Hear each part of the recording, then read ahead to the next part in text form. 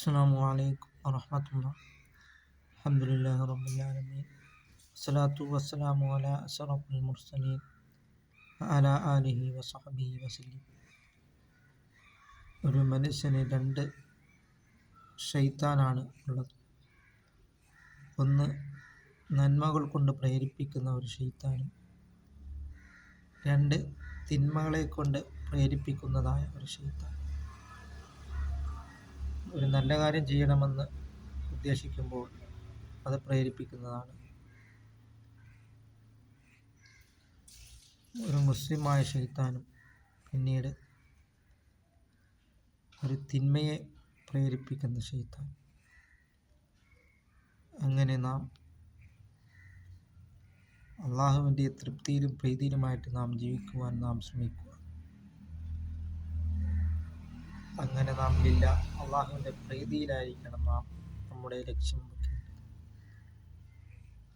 അങ്ങനെ ഓരോ സെക്കൻഡ് സമയവും കബറിലേക്കുള്ളതാണ് എന്ന് നാം മനസ്സിലാക്കിക്കൊണ്ട് നാം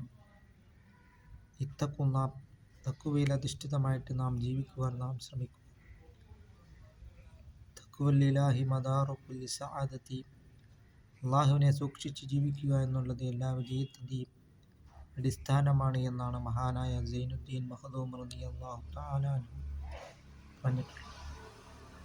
അതുകൊണ്ട് തഖ്വയിൽ അധിഷ്ഠിതമായിട്ട് നാം ജീവിക്കുവാനും അങ്ങനെ നാം അള്ളാഹുവിലേക്ക് നാം മടങ്ങുകയും, അതുകൊണ്ടാണ് സയ്യിദുനാ റസൂൽ കരീം സ്വല്ലല്ലാഹു അലൈഹി വസല്ലം തങ്ങൾ പറഞ്ഞിട്ടുള്ളത്, അമാറ ഉമ്മത്തി മാ ബൈന സിത്തീന വ സബഈന, എൻ്റെ ഉമ്മത്തിൻ്റെ ആവറേജ് പ്രായം വെറും 60-ൻ്റെയും 70-ൻ്റെയും തുച്ഛമായ പ്രായം മാത്രമേ ഉള്ളൂ എന്നാണ് സയ്യിദുനാ റസൂൽ കരീം സ്വല്ലല്ലാഹു അലൈഹി വസല്ലം തങ്ങൾ പറഞ്ഞിട്ടുള്ളത്.